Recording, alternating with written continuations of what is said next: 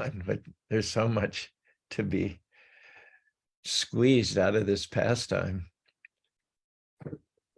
Hey Krishna Karuna Sindhu Dinabandhu Jagapate Gopisha Gopika Kanta Radhikanta Namostate To be. Jayatam Surito Pangor Mama Mandir Matirgati Matsava Shaparam Bojo Radha Madanamoram Seeman Rasarasaram Vamsi Pada Carson Beneshanapago Gopanata Sriyasaram Divyat Vrindaranya Kapadrumada Srimad Ratnagara Shima Sanisto Sri Sirada Shila Govinda Prasalabi Seva Manashmarami Namo Brahmanya Devaya Go Brahmanya Taya Jajigari Taya Krishnaya Govindaya Namo Nama Mangalam Bhagavan Vishnu Mangalam Guru Rajajam Mangalam Padarikaksho Mangalaya Tanori Om Narayanaya Vidmahi Vasadevaya Dimhi Tano Vishnu Prachodhyate Om Mahadevi Chavidmahi Vishnu Padhyachidimhi Tano Lakshmi Prachodhyate Mahadakshmi Namastibhyam Sare Sari Hari Pre Namastibhyam Nyadire Tapti Kanchana Gonagi Rari Vindavaneshwari Vishavanishate Devi Pranamani Priye Priyarim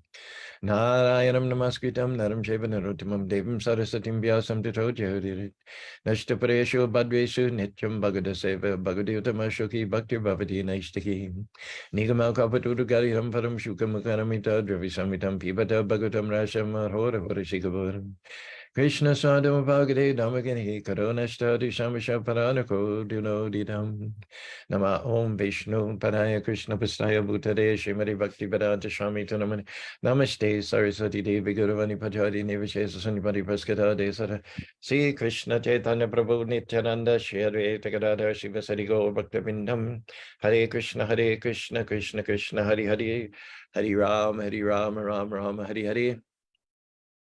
Well, just Rob and me so far. I haven't had anyone jump on Facebook. It's Monday morning, so everyone's getting a late, slow start to the week.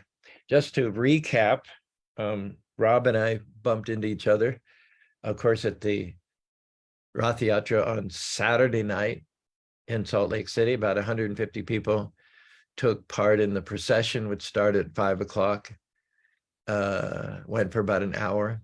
Then we launched into our Tulsi Puja, Guru Puja, Bhagavatam class, which was, of course, about Lord Jagannath, and then our seeker-friendly program. By the time we'd reached 7 o'clock in the start of our seeker-friendly program, with the earlier crowd who had come for Rath Yatra, and the people that had arrived by 7, we had a good 150 people in the temple room. It was heady to give a talk to 150 people. Very nice. There were 3 Rath Yatras in Salt Lake City over the weekend. We had, as I mentioned, Saturday night in Salt Lake City. Then there was the Odia Society, people who were born in Orissa, the place where the Jagannath Festival has taken place for over 3,000 years. They sponsored a Rath Yatra at the Ganesh Temple, which was very nicely done. Jai Krishna was there with his wife, Sundari Priya and her husband were there. Rasamrita was there. No, Raseshwara was there with his wife, and some other devotees as well. Nikhil was there. And we met many friends, also from the Oriya community and elsewhere.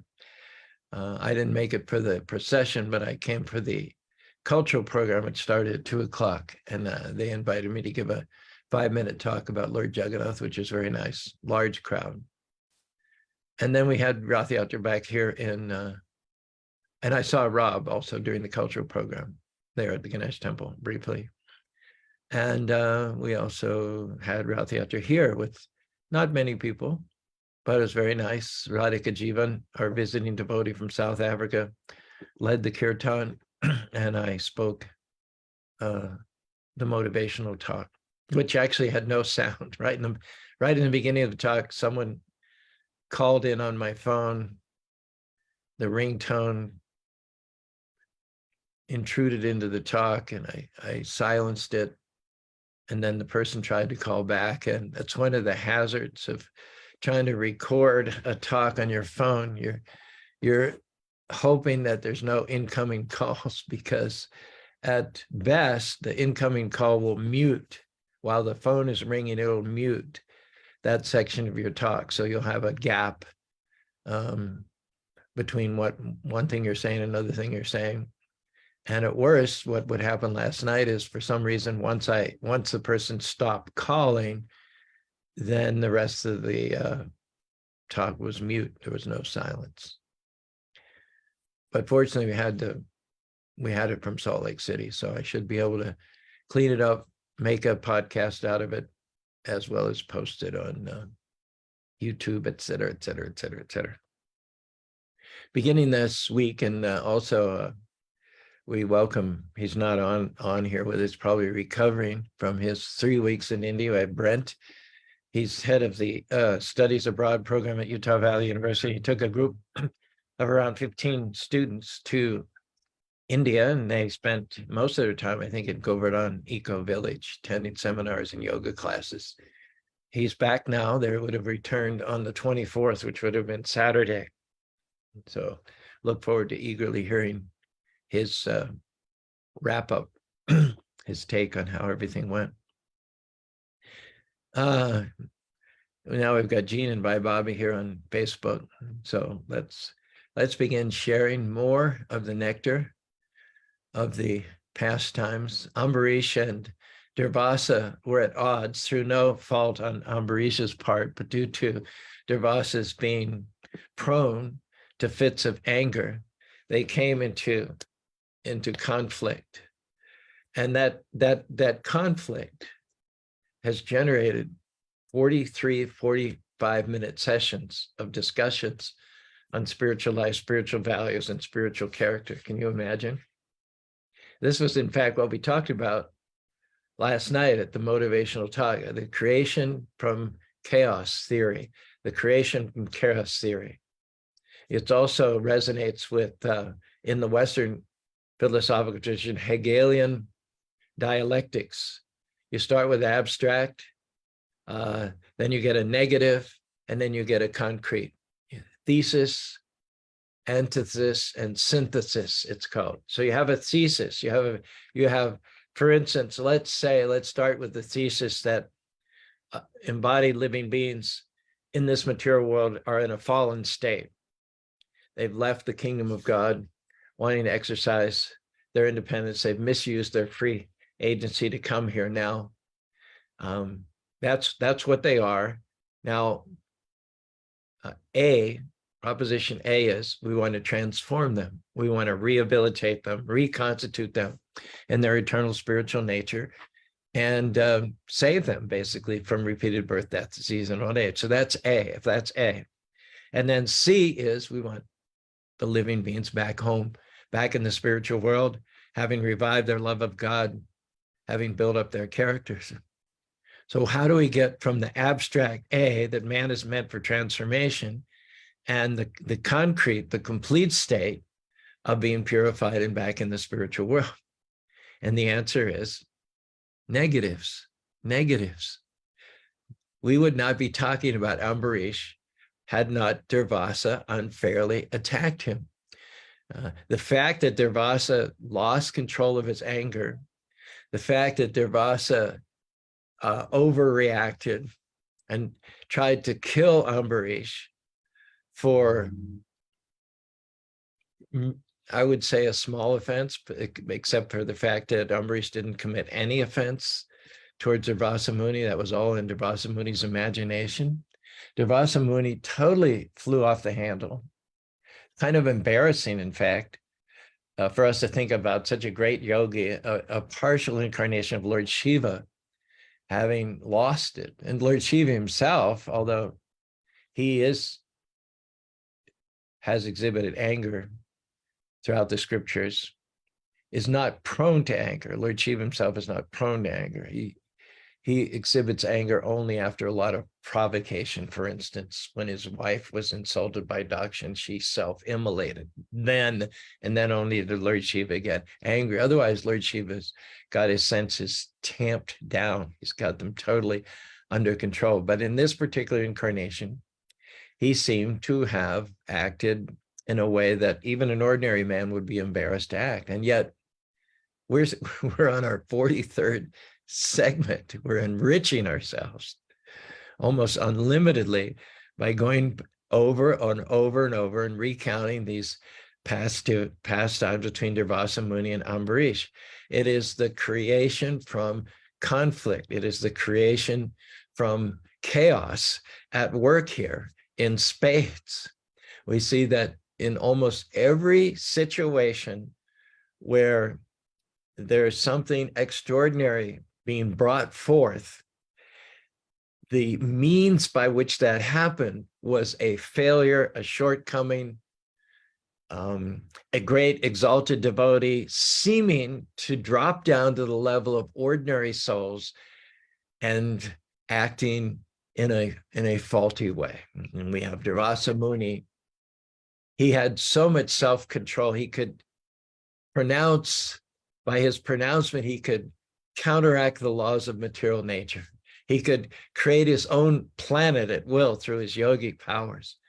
So how did this great self-controlled, disciplined yogi fly off the handle at an imagined offense by Maharaj Ambarish? And the answer is, this is the mechanism that God uses to bring something wonderful into our consciousness, to manifest something wonderful. He uses failure. He uses shortcomings.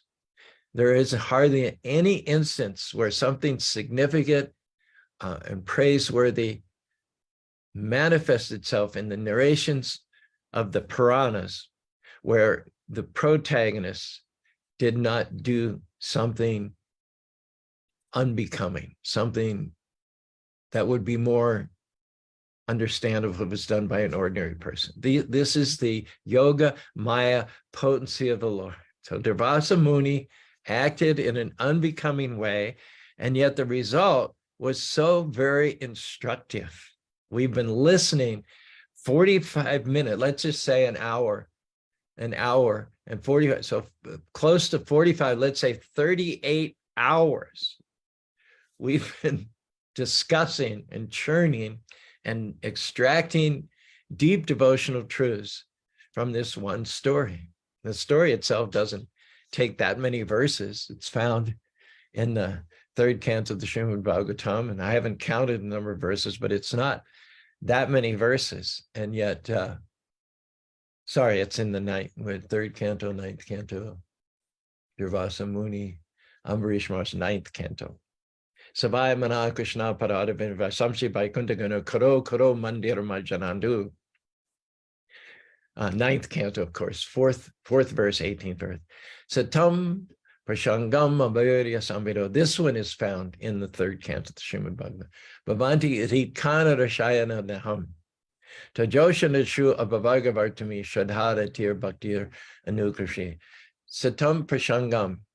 Those who are interested in the higher values of life, the ultimate goal that we can achieve in this human form of life, they love to gather together, either personally or virtually, as the case may be, and discuss the glories of the Lord, which are most often exhibited through his devotees. The devotees are the embellishments. They're the decorations. They're the jewelry of the Lord. Prabhupada once said, the Lord himself is not especially beautiful. However, when he's surrounded by his devotees, that's when the surpassing, extraordinary, supernatural beauty comes out, like a diamond. Diamond by itself is, but a diamond surrounded by sapphires, a diamond surrounded by emeralds, or that really, the setting brings out, elicits, evokes the beauty of the diamond. So the Lord's qualities are more or less beyond our ability to perceive them.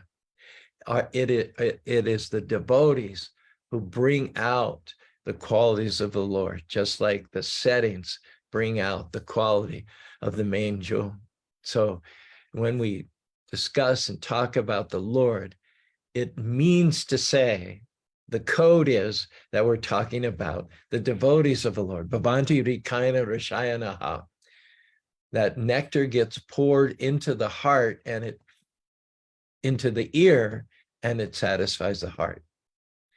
We generally satisfy our physical selves by putting food into the mouth. And when that food reaches the belly digests it, then we get strength, we get enthusiasm, we get happiness as a result of that nutrition. Same principle occurs, only we take spiritual nourishment through the ear and not through the mouth. And instead of it going to the stomach, it goes to the heart. And when that reaches the heart, we get strength, we get enthusiasm, we get happiness. So much so, Tajjoshana Rashu Apavargavartmani, that the path of liberation, the joyful path of liberation, opens up through the kata, through the association of devotees who discuss the pastimes of the Lord. Shraddha, Ratir, Bhaktir, Anukashi, proceeding one after another, beginning from Shravanam, Kirtanam, Vishnu, Smaranam, Padasevanam, Archanam, Vananam, Dasam, Sakamanam, beginning from Shravanam, Kirtanam, Vishnu. The faith takes place, the attachment takes place, that finally blossoms into full-blown bhakti yoga. This all happens by discussing the activities and pastimes of the devotees of the Lord. Prabhupada says this is the essence of progress. This is the essence of advancement in Krishna consciousness. First and foremost, seek the association of persons who are Krishna conscious, who are engaged in the devotional service of the Lord, recognizing that without such association, nobody can get traction in devotional service. And in order to get the association of saintly people, it may be that you'll have to give up the association of your best friends from junior high school. One cannot maintain simultaneously association with materialistic people who are interested in wealth and women and have the association of saintly people. Well, true, I've known these friends since high school. If I give them, they may not be ideal, they may not be the best influence on me, but if I give up their association, if I start distancing myself from them, then I'll be lonely. You'll never give up anything for Krishna, but that Krishna won't give you something much better. But you have to take the first step yourself. We're waiting for Krishna to bring us good association, then I'll give up the bad association. Doesn't work that way. You have to have the faith in Krishna, first of all, to give up the bad association, trusting that Krishna will bring the good association. But you can't have your cake and eat it too. Lord Chaitanya stated this to an aspiring devotee. Asat sange tyage. You want good association? You don't have good association in your life. The association, your friends, your inner circle are not the best. They're not ideal. And you want to change that. You want to bring about the process of self-transformation and start qualifying yourself for eternal life in the spiritual world. Lord Chaitanya Mahaprabhu says, the first thing you need to do is give up the association of those who are asat sangha, who are interested in the temporary values of this material world, which are summed up in the form of wealth and women. Until you give up the unwanted association, you're not going to get the type of association that you want. And most people who become interested in devotional service and start sharing what they've learned with their friends, they all come back to us by saying, my friends don't want to have anything to do with me anymore. My friends aren't interested in devotional service. My friends are disappointed. My friends are trying to talk me out of it. My friends are trying to browbeat me to give up devotional service and lapse back into the old groove. The more you engage in devotional service, the less you're attracted to your old friends and the less they want to be with you too. But you don't get lonely. Loneliness is not the result. One can always go to the Sunday feast, go to the temple pretty much 24/7 and get good association devotees. That's why Prabhupada named his worldwide society the International Society.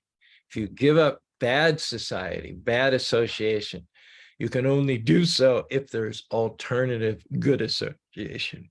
Wherever you go throughout the world, whatever continent you're on, there will be hopefully within an easy commute Krishna temples. And if you should not live anywhere, which is close within easy driving distance to a Krishna temple, we now have the virtual world. We now have Zoom.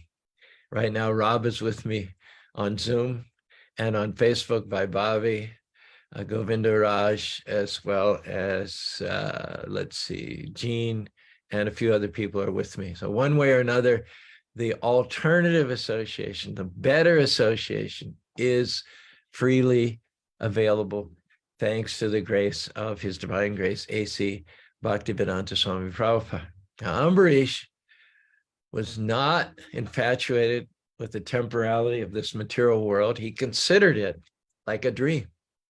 In a dream, you might think of yourself as a millionaire. In a dream, you might think of yourself as riding around in a fancy vehicle. In a dream, you might think of yourself as living in a palace surrounded by beautiful women. And yet, as soon as you wake up from the dream, the slightest sound or the chiming of your alarm clock will immediately rest you from that dream state and bring you back to your basement room, subterranean room in Spanish Fork, Utah.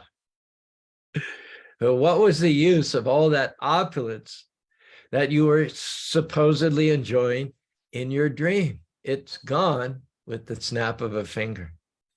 Ambarish saw that inasmuch as everything that he enjoyed, and what did he enjoy? As we've several times mentioned, he enjoyed sovereignty over the entire planet. There was nothing on this earth planet over which he did not have sovereignty. In one sense, he owned all the buildings, he owned all the wealth, and he had the love and devotion of all of the inhabitants, each and every one of us, one of whom incidentally was 100% Krishna conscious. Not only was Ambarish Krishna conscious, but every single inhabitant of planet Earth was also Krishna conscious. Ambarish had no infatuation whatsoever for the things of this world. He saw this world as fragile at best. And we learn that the creation of this world comes from atoms, atomic seeds of universes, which emanate with the exhalation of Vishnu. What seems to us substantial, palpable reality, from Vishnu's point of view, is nothing more than air, hot air, you might say. It's the exhalation from the pores of his body and the breathing of his skin. There is only one reality, and that reality is eternal and unchanging. Nasato vidyate bhava, nabhava vidyate, ubhaya priyadashas tuanais tatvadarshani.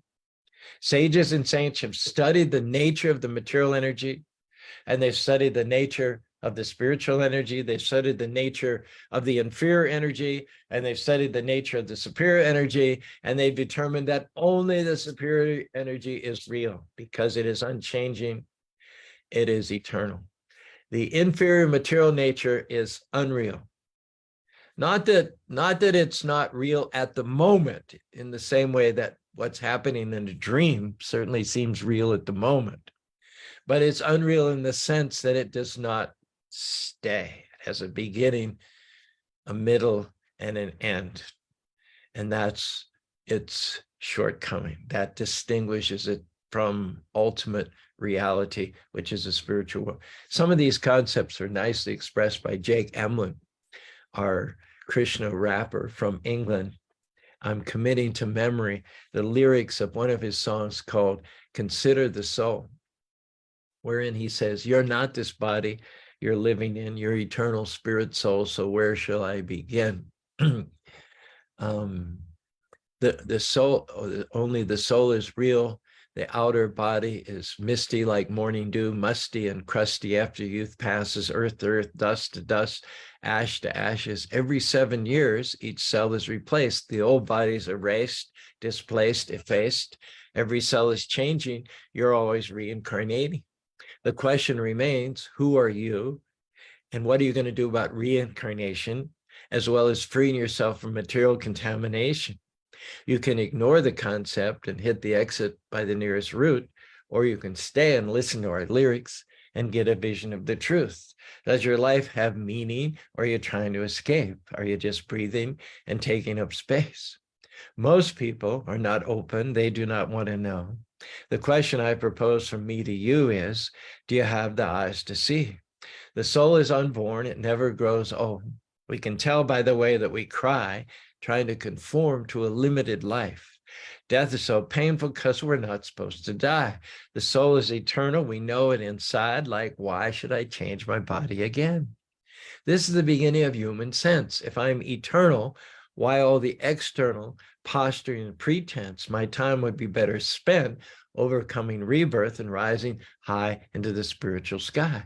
Human life's a chance to get free from reincarnation, the cycle of rebirth, which no one survives.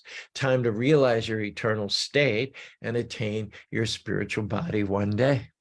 We have free will to make our own decisions, but then we have to face the reactions to the way we've been living. Sense enjoyment is fleeting and shabby. We do it over and over again, but it never makes us happy. Not knowing our true nature, we cater to all this temporary stuff, but it's never enough. We cage ourselves in this prison, numb our conscience's crummy positioning. We allow the media to condition us to shop for additions to this body, which we're not. Ignorance causes dissatisfaction of the soul. We can't imagine why we're not happy. Then we go old, get crabby, and go cold. It's hard to turn back once your soul's been sold. If you don't know why you're here, and be honest, you don't, you might find out if you considered the soul. So I think that nicely strikes the line between that which is real and that which is illusory. Maharaj Ambarish knew that he was, in fact, not the body, and all of the wealths and everything that were extensions of the body in terms of influence, sovereignty, position, wealth, and family members was phantasmagoria, temporary, and not of any substance. Maharaj Ambarish knew that in his very core, his identity was Nitya Siddha Krishna Prema Sadhukaranai. Nitya Siddha Krishna Prema. His nature, his very identification was as a devotee of Vasudeva. Vasudeva Bhagavati Bhakti Yoga Prayojataha.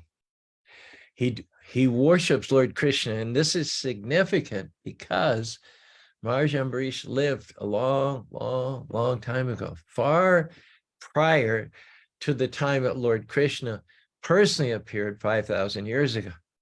And yet many, many thousands of years before Krishna appeared before the planet, we find that Maharaj Ambarish was worshiping Krishna by name. Vasudeva means the son of Vasudeva. He had not yet appeared from a chronological, historical, cosmological point of view as the son of Vasudeva. And yet it was known even prior to his appearance that Krishna periodically appears in this material world, periodically takes birth as the son of Vasudeva and Devaki, just like the sun periodically rises. Every 24 hours or so, the sun appears on the horizon. And later on during the day, it disappears on the western horizon and then reappears on the eastern horizon. So Krishna, it's not just that Krishna came one time, once and done. He's continually appearing within the various universes of this material world as the son of Vasudeva and Devaki. He has many, many incarnations. We know that. And yet in his original form, he also repeatedly appears on schedule.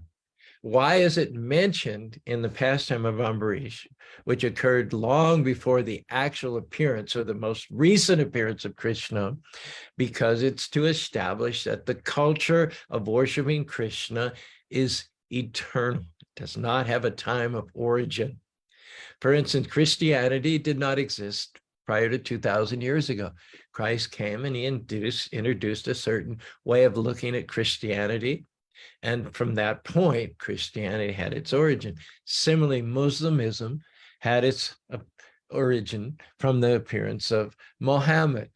Jainism had its origin from the appearance of Mahavir. Sikhism had its origin from the appearance of can't even think of his name right now. Who's of God? And anyway, it'll come to me. The founder of Sikh. Why can't I think of that? Senior moment.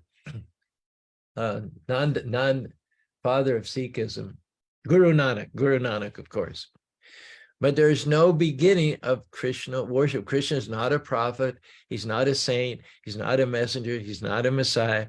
He is the supreme personality of God who is worshipped by Buddha, who is worshipped by Muhammad, who is worshipped by Lord Jesus Christ, who is worshipped by Mahavir, who is worshipped by Guru Nanak.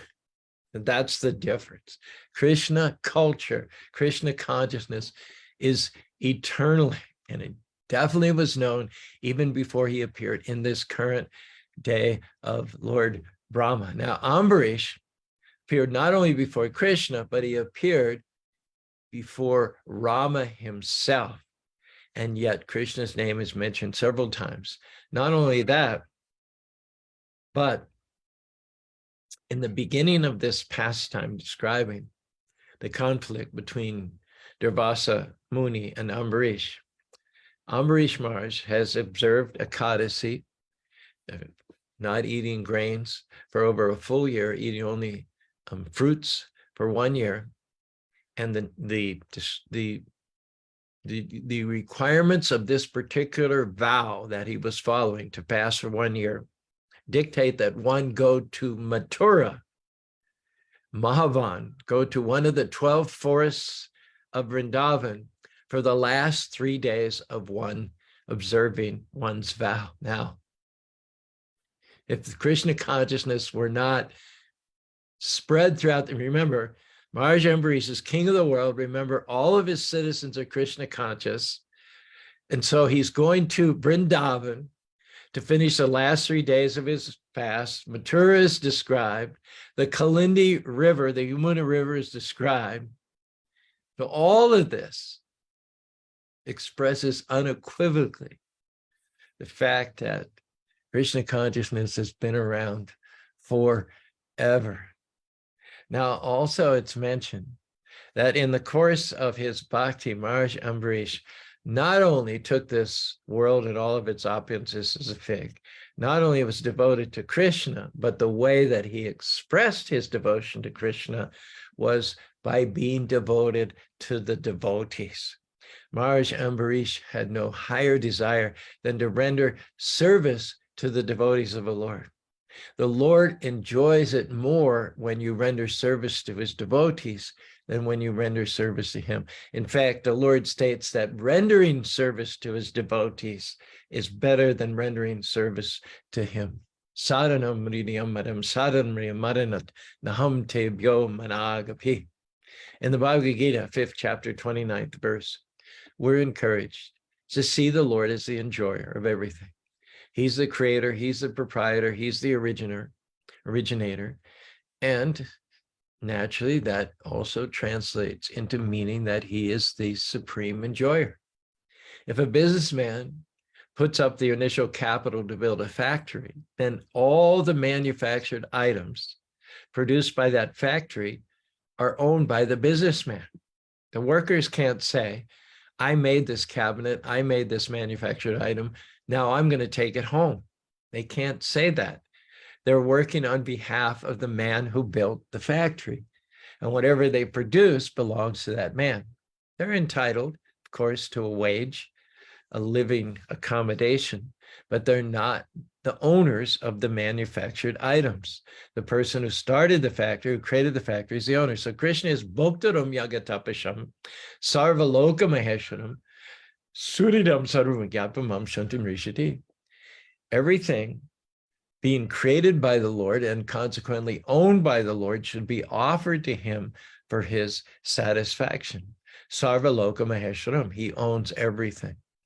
Now, he's also described as Suridam Sarvabhutanam.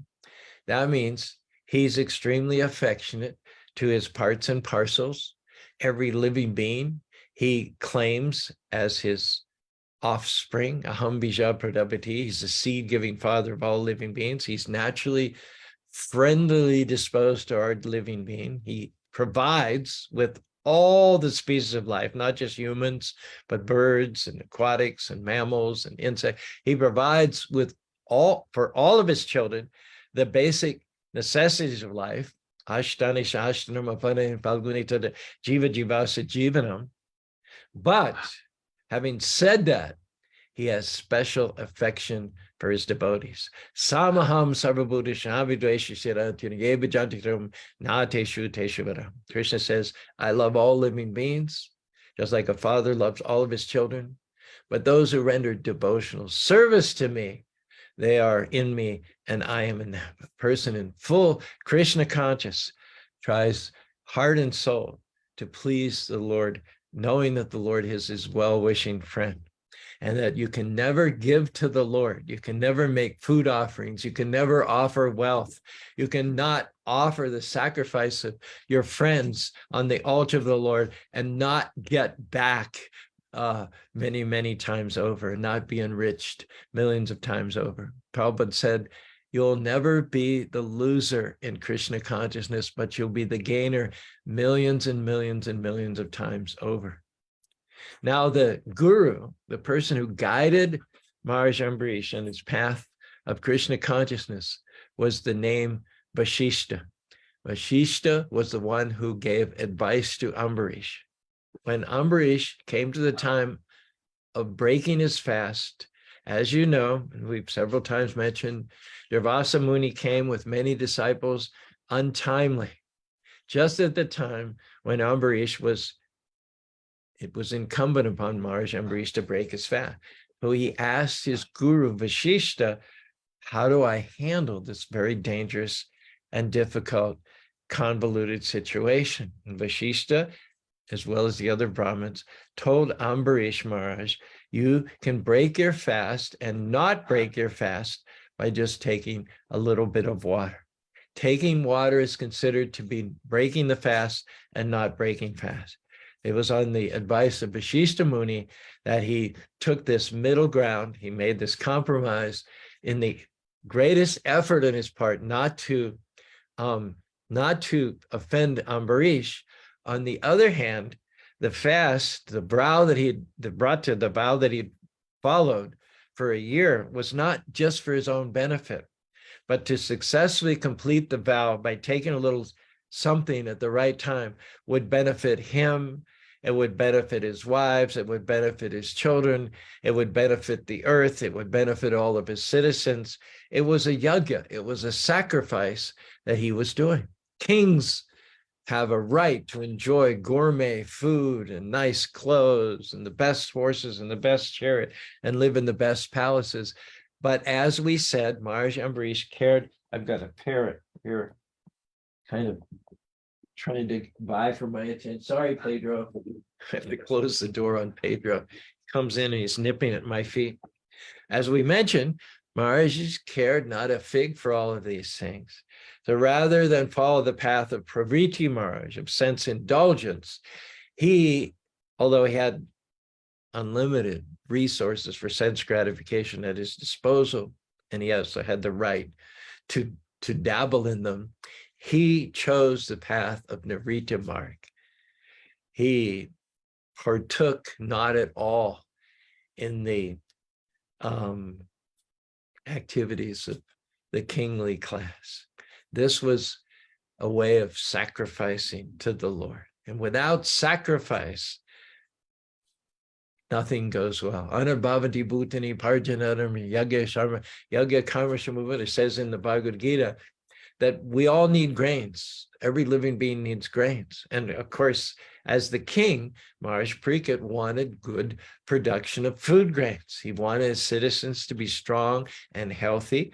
And the first item towards that end is production of food grains. Anabhavati Buddha Parjanana Yagya Karma Shamudvaha. Grains are produced by sacrifice. When you do sacrifice, you get good rainfall. And when you get good rainfall, you get good crop production. When you get good crop production, you get grains. Maharaj Pariksit is doing this sacrifice of performing the Ekadasi Brata for 1 year, and he wants to finish it properly so that as a result of his sacrifice, all the citizens of the world will get food grains. With those food grains, they'll get strength, they'll get happiness, they'll get pleasure, excitement about performing devotional service in the future. So if there are no sacrifices, then the result is that the earth will produce no food grains. We see this from the example of Vena Maharaj. Vena Maharaj stopped all the sacrifices throughout the planet of the earth, the consequence of which was that the earth then began to withhold within herself food grains. People were starving for lack of food grains because the king of the world at that time not only did not promote or sponsor or patronize sacrifices, but he banned them. He made the performance of sacrifices illegal, as a result of which the earth did not produce any grains for the benefit of its occupants. Now, exactly opposite to Vena, who stopped the sacrifice, is Maharaj Ambarish, who is personally undergoing. And one point, and we may speak more on this in the future, is that his queen was just as good as he was. The queen was of the same high caliber as her husband, Ambarish. As he had observed Ekadasi for 1 year, so she also had observed Ekadasi for 1 year. This couple, this divine couple, did not do so for their own benefit, but it was a sacrifice they were performing for Vishnu.